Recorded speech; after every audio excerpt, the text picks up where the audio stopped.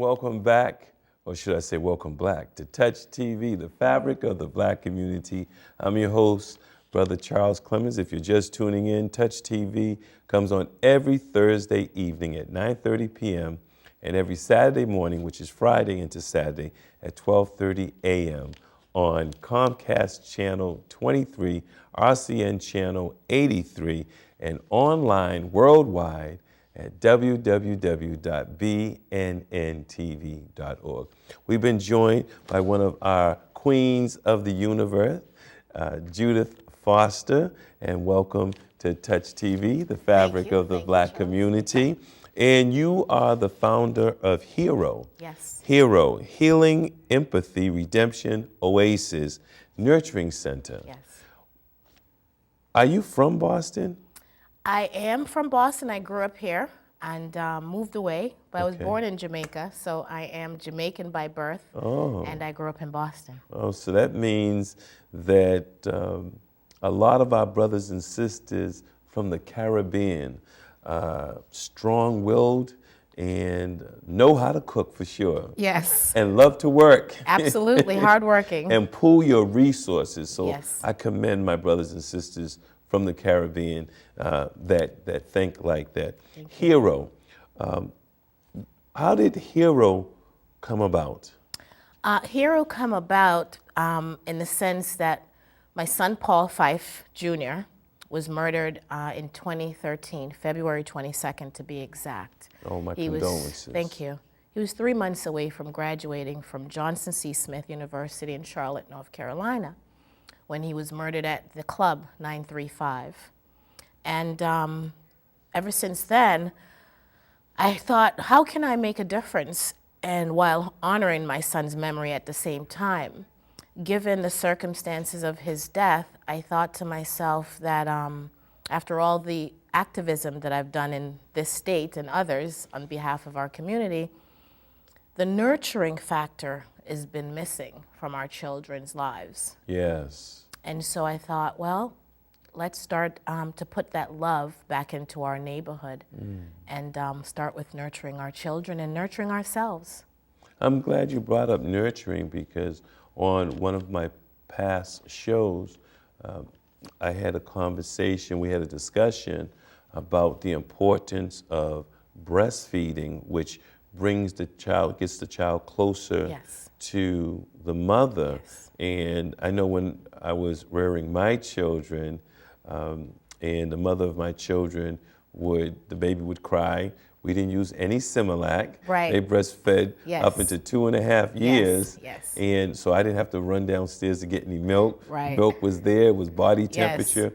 But after the baby, our child would breastfeed, then it was my job to walk around, have my baby Burp. Yes. and then fall asleep on my chest. That's right. Part of So nurturing. nurturing is so important. Why do you think that we're at this juncture where your child, your son, was murdered? There are a lot of dynamics, I think, Charles. One of them that comes to mind for me is that the mothers, including my mother, was out of the home to work. Yes. My mom, and typical of most Jamaican moms, she had to work 2 and 3 jobs just to make ends meet. And then that leaves your children at home to fend for themselves, and that we're not in the economic status where we can afford a nanny to stand in the place of the mother.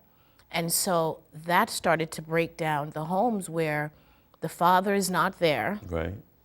And so then Whether the father is working or not in the not picture. in the picture. Right. And so that leaves the entire task of providing and nurturing to one parent. Yeah. And one person can't do it all. And so nurturing, I believe, is the thing that gets lost in the whole scheme of mothers going out to work and or be both the provider and the nurturer. So I think that we need to look at those things and to see how we can put that back into the homes. Yeah, we need to get the men back into the home. Absolutely. Also, because Absolutely. there's no such thing as immaculate conception. No, no. And even though you have an issue with the two adults, if they have an issue with each other, you work that out, but always think about the child. Yes. Which is so important. Yes, it is possible to for two adults to separate and still keep the child in their first and foremost priority list. And so again, nurturing doesn't have to come in the form of two people being in the home, which is the ideal thing. Right. However, if you find yourself that you're divorced or separated, the nurturing can still happen. And that comes in the form of hugs, I love you. Yes. And just a simple, small things that we do. Still pack a lunch for your child. Wake up in the morning and make a hot meal, a breakfast, before your child leaves off to school. When your child gets home from school, be there to say, how was your day? And provide that, again, that bond, that hug, that nurturing, that security, if you will, that says that no matter what goes on outside in the world, you'll always have love and acceptance here. And so I believe that once we have that foundation, no matter how much negativity that we come across, and we will in our daily lives, I think that foundation and that base will be a sort of resistance, if you will. It will bounce off. It won't affect you so deeply if you have a foundation of love and acceptance. How did you come up with the name Hero?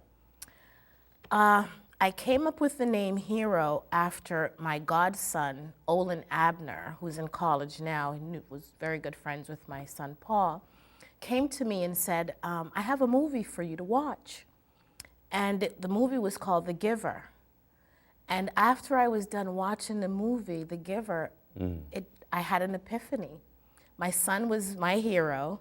Although he was the last of my children, Paul was very insightful. He was very loving and very kind. And so I often looked at him as my hero. He saved me in a lot of instances where he said, well, Mommy, I don't think you should go here, and then something bad will happen. You know, just instances like those. Or he'd be there to give me the hug that I needed that day, not knowing that I was feeling down or what have you. He would just come and give me that hug that you need to just boost your spirits.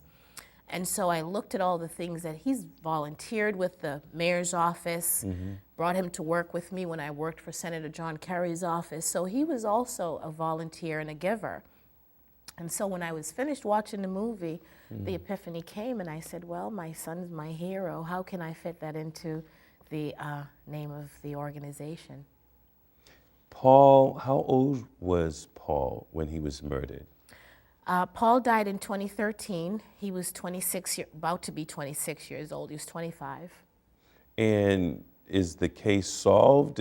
Were there witnesses? Well, that's the sad and disappointing thing, Charles. Although this happened at a club, it's called 935 in Charlotte on Summit Avenue, with over 100 patrons, nobody saw anything. There are no witnesses. The police have not found his murderer.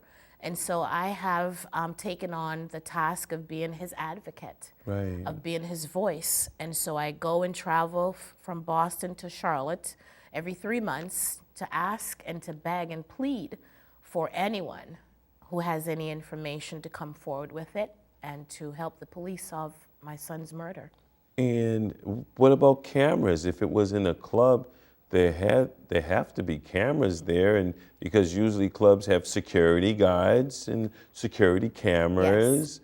Yes. Well, I'm being told that these security cameras were inoperable, not working properly, and the history of this club is not a good one.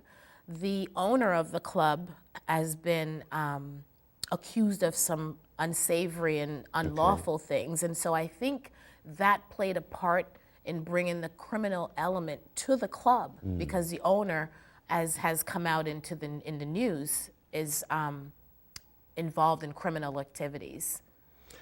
What are you looking for? How can the community help you? Well, the community can help me by helping itself. And with that, I mean, love each other. Tell your children that you love them. Tell your neighbors that you love them. Yes. Someone doesn't have to be your friend or relative for you to care about them. So in that sense, the community can help me by being more loving and more kind to each other. And donating to my son's GoFundMe page, and also helping me build Hero. I need huggers, I need nurturers, I need sponsors. You sound like the Honorable Mel King. He says, just give somebody a hug. Absolutely, absolutely. Mel is someone that I admire, and if I live to be that old, I will still be a nurturer and a hugger. I believe those things are essential, and it creates a bond, and we've lost that in our community. We used to take care of each other. Yes, yes, and we need to bring back community. Absolutely. I've always said that if you break down the word community, common unity. Yes. And that's absolutely correct. Now, you have a fundraiser that's going to be taking place on September the 19th. Yes, I have a fundraiser coming up, and it's to establish Hero. We're growing, and we need funds to be a 501(c)(3). And so I'm asking the community to come out, come eat some good food. What type of food you going to have? We're having Jamaican food. Well, I mean, I want We'll have some jerk chicken. Okay, all right. We'll have beef patties. Okay, You know, okay. and of course we'll have some garden salad to Yes. get the roughage in there, because we want to balance out everything. So come out, enjoy. We'll have some music, some reggae music, and a magic show. I have a friend of mine who does magic, Jeff Herman. He's come and do a magic show, and have a good So, time. and the location? 23 Withington Street. That's right up the street from Taste of Eden restaurant. Off of Norfolk. Off of Norfolk Street. Yes. Codman Square area. Codman Square area. That's where I grew up. I know my community for sure. Yes, and please come and enjoy some of the fare. And what's the time? From what time? The time is from 2 to 6. So September 19th. September 19th is a Saturday, and I'm asking everyone to come out and help support Hero, help us grow, and become a hugger or a nurturer. All right. And we're putting it up on the screen, the information for you to participate in the fundraiser on September the 19th. 23 Withington Street, little tongue twister Yes. for me. Silent auction, entertainment, raffle, and refreshments on sale, and all proceeds go to Hero Nurturing Center. And also, you said bring a chair. Yes, it's out in the backyard. Okay. And so we're praying for great weather. And so we just want folks to be relaxed and feel at home, and know that we're your neighbors. And we love our neighbors. Well, I love you, and thank you for being part of Touch TV. And why don't you share with our viewers, how did we meet? We met when I was working at Senator John Kerry's office, and Chuck Turner started the Boston Workers Alliance. And I was the chair of the Corey Committee. And Charles interviewed me, and I explained to the committee and the community how it is that Corey can affect us all, not just the folks who've been accused of a crime or had been incarcerated, but it affects us all as a community. And we won that. We got Corey reform, and the governor signed it into law. That's right. Judith, give out your contact information again. My contact information, my phone number is 754-422-3672. That's my cell. And the email address is heronurturingcenter@gmail.com.